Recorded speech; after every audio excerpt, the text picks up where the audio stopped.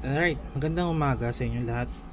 Ngayon, i-change oil natin si Bitoy ang ating Honda Beat V3. Para tayo mag-change oil, kailangan lang natin ng mga sumusunod. Siyempre, yung langis na gagamitin natin, choice nyo kung anong langis ang gagamitin nyo. Sa akin, ang choice ko itong Honda fully synthetic 10W30, pero yung iba gumagamit ng 10W40. Pero ako, okay na ako dito sa 10W30 basta Honda Genuine na fully synthetic. Tapos magpapalit din tayo ng gear oil. Honda Genuine din tayo ng gear oil, 120 ml. Sa langis nga pala, ang kailangan nyo lang talaga, base sa manual is 650 ml. Yun lang ang kailangan natin. 650 ml, maglinis man tayo ng oil strainer o yung oil filter natin. Kailangan lang natin ng 650 ml. Tapos kailangan natin ng socket wrench na 12 para sa oil drain plug.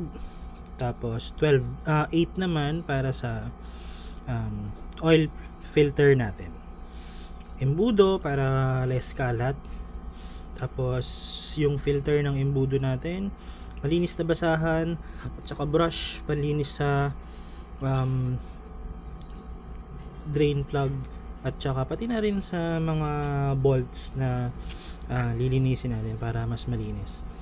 Sa ating lagayan ng langis ng used oil, yan lang ang mga kailangan natin. Mabilis lang to, at saka plies pambunot ng oil filter.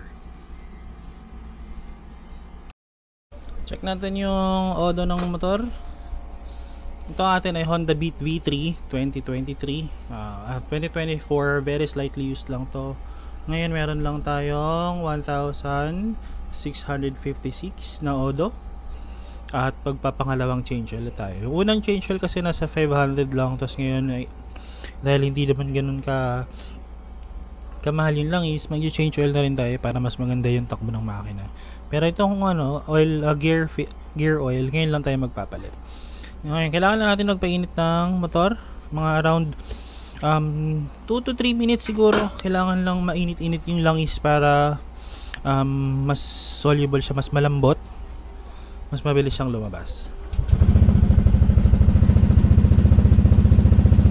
Ayan, painit muna tayo ng motor. Okay, medyo mainit na yung motor natin. So una nating tatanggalin is itong drain plug.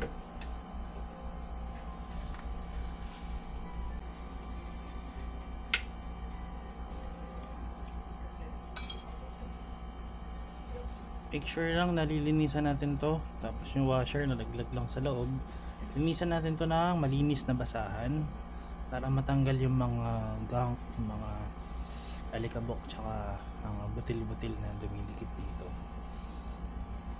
Kailangan malinis to para kasi nakaka-lost thread to ng bolt pag hindi nyo nilinisan. So kukunin ko lang yung washer na nalaglag sa loob.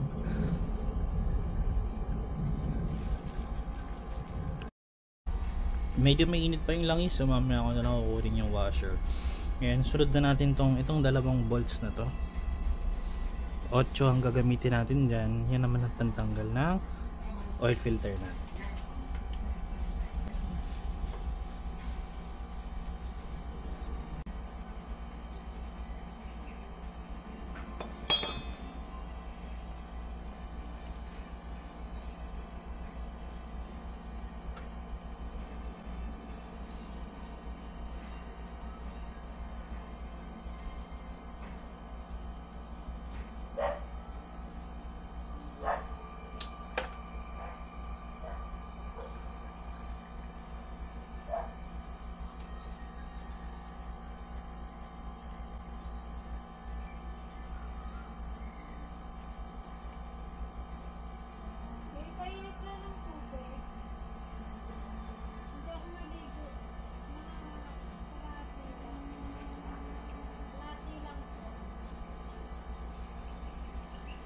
Ayun, pwede nyo ring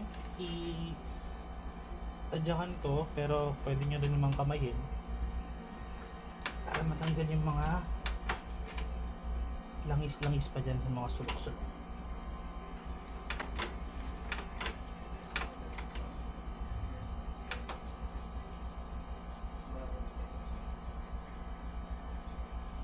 pinaka-importante, huwag niyong kakalimutan is igilid itong motor ng konti lang. Yan, para matanggal yung mga langis dyan.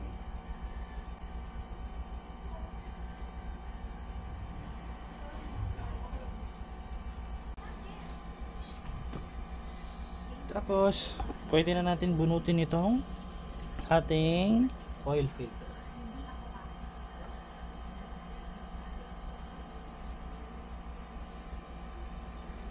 Ito ang ating oil filter. Kailangan nyo na malinis to.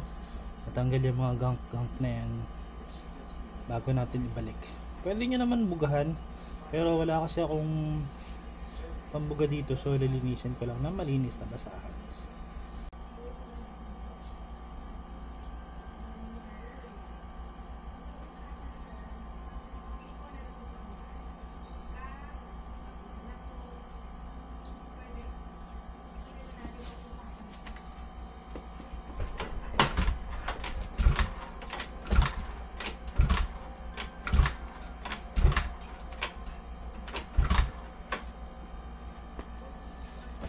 Make sure na kung gagamitin nyo itong kickstart, nakapatay yung makina ng motor dahil sumindi yan.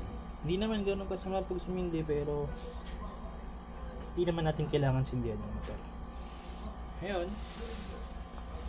tapos na tayo mag-drain. Linisan na natin ito. Nang malinis na basahan ulit.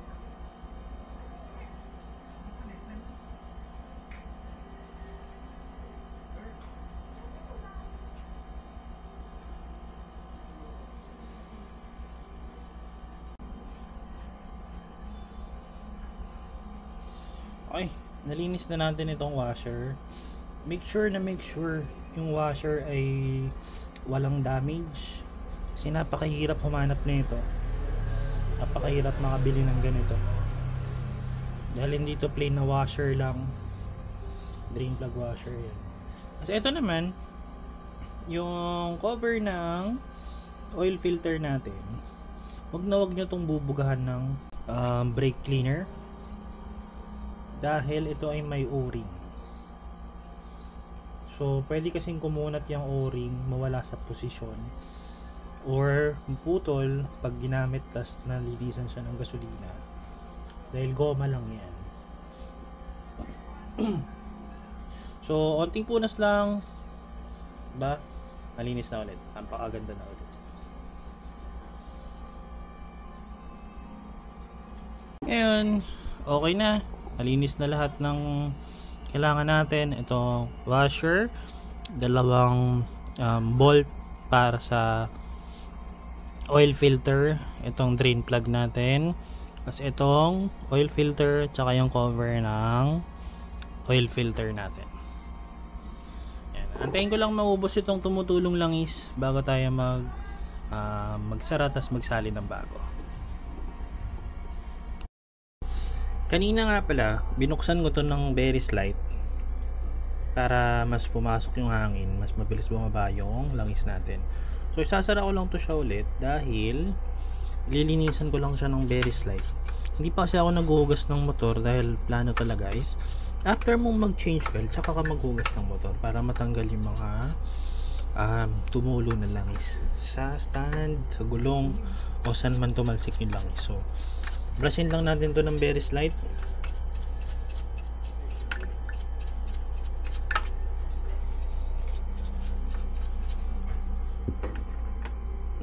Tapos saka natin punasan na rin natin tong dipstick natin, tsaka itong kinanya kung medyo may dumi siya, kailangan natin yan tanggalin. Huwag nyo nang gamitan ng kahit anong panlinis, basahan lang na malinis, pwede na yan. Huwag nyo nang lagyan ng brake cleaner, didikit naman sa basahan yan, lalo na itong gamit natin is microfiber.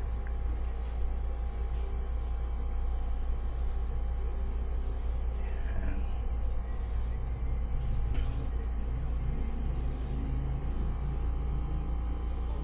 Sara ko muna dahil isasara na natin yung drain plug.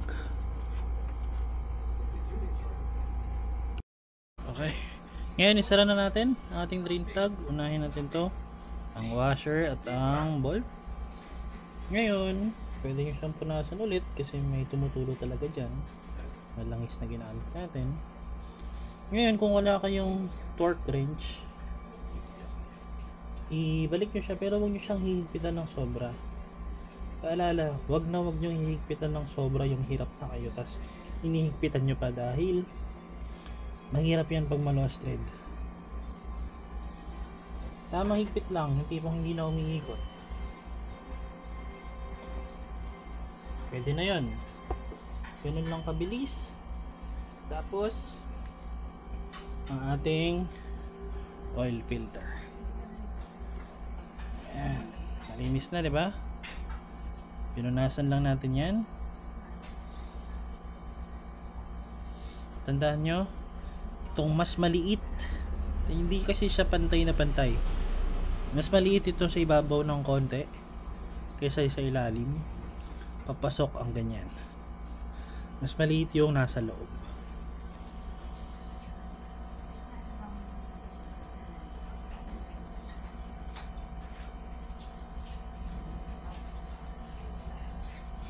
Mas maliit yung nasa loob, tapos ang yung mga guhit niya, guide niya, yun ang nasa ibabaw. Saka natin ibalik itong malinis na bolts at saka itong cover ng oil filter.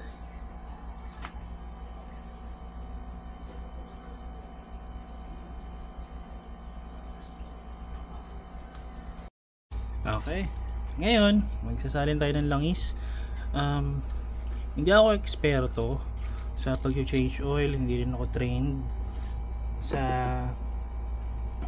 maintenance ng Honda, pero magbabase ako sa manual natin, which is nakalagay doon. Pag din-drain mo lang siya, regular drain, kailangan mo lang ay 0.65 liters.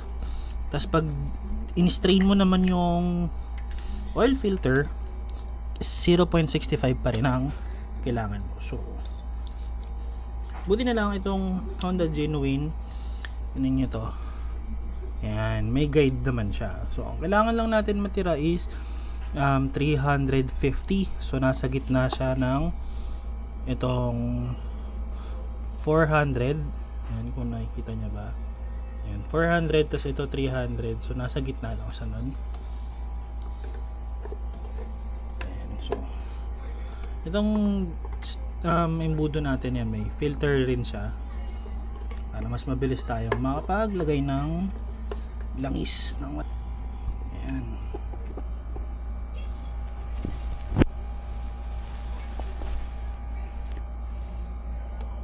Ayan, make sure na nakashoot siya ng maayos. Isali na tayo ng langis.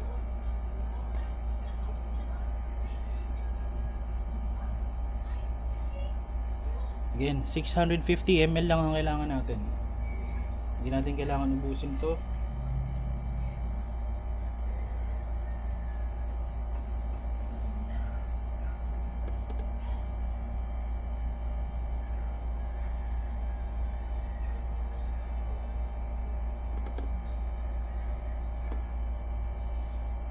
Tansya-tansya lang na huwag mo ibuhos lahat. Kunti-kuntiin mo lang. Ayan, nasa 400 ml na lang yung natitira. So nasa 50 ml na lang ang kailangan natin isalin.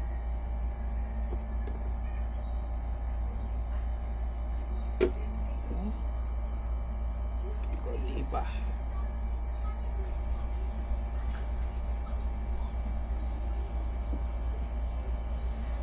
Ayan, konting-konti na lang.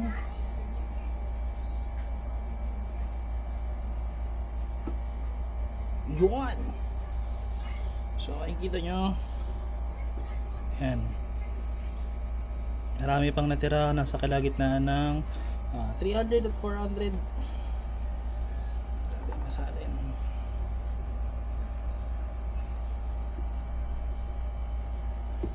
Okay, takpan na natin.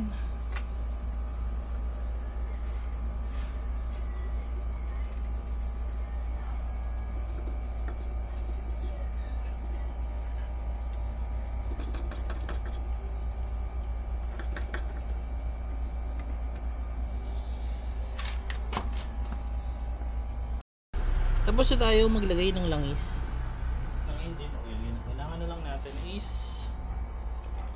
dito naman tayo sa gear oil. Sa gear oil naman, ito D12. Ito yung entry. Ayan. Ito yung entry ng langis. Ito yung exit ng gear oil. So, unahin natin itong buksan para mayroon siyang daanan ng hangin. Ayan. So, nalawagan ko na to. Medyo matigas lang din siya. Ganun din, same din gagawin natin. Pag abunot mo na ito, kunin mo yung washer. Tapos, linisan natin parehas.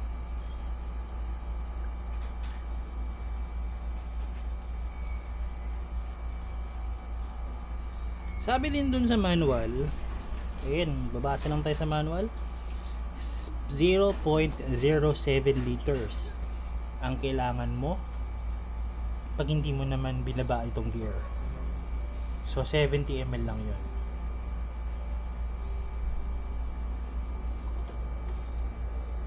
So kailangan mo is, ayan, medyo malinis pa pala ang gear oil natin.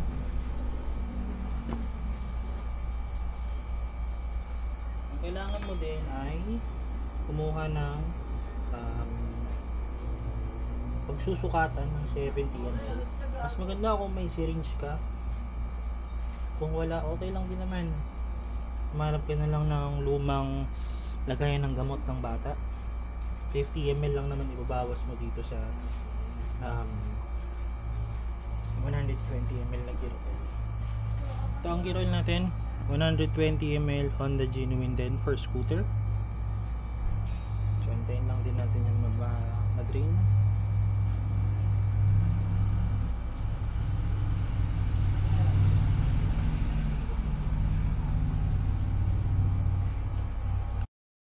Okay, tapos na tayong mag-drain. Bawasan ko na din yung gear oil natin. So punasan lang natin ito ng maigi. Punasan ko na rin yung ating drain plug tsaka washer. Ayan, same lang din sa gagawin natin dun sa drain plug tsaka dun sa oil filter natin. Huwag nyong sasagadin yung pagsara kasi kailangan dyan naka torque wrench dapat. Since wala naman tayong torque wrench dito sa bahay, tamang higpit lang ang kailangan natin.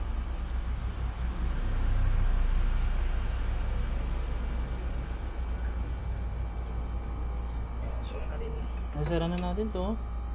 Pwede na natin ngayon isiksik ang gear oil.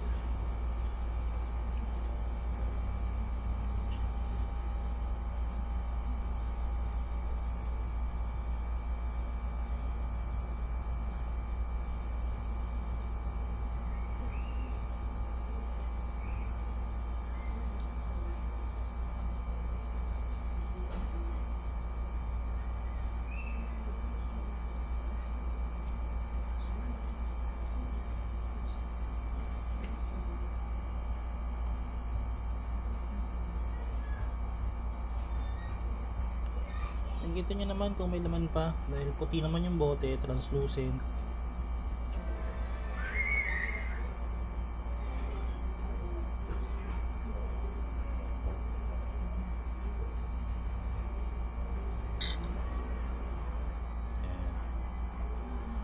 Meron pang titira pero naglalangis na siya sa labas dahil medyo maiksi ito kumpara sa Shell Advance na gear oil, yung pang injection talaga nila.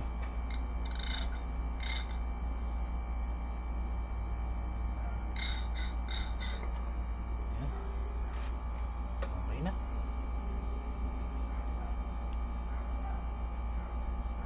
Linisan natin. Ayan. Ang malinis na bolt at washer. Sara na natin.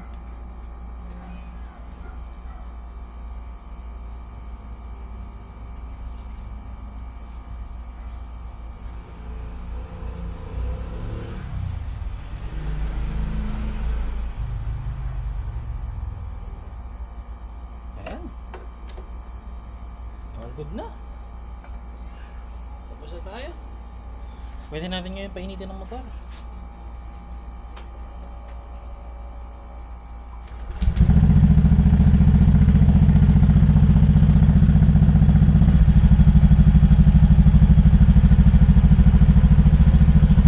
Napakaganda ng tunog.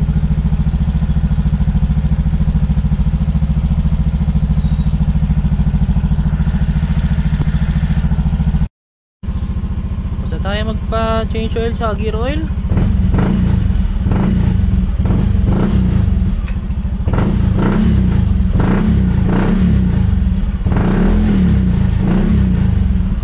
Napaka-responsive.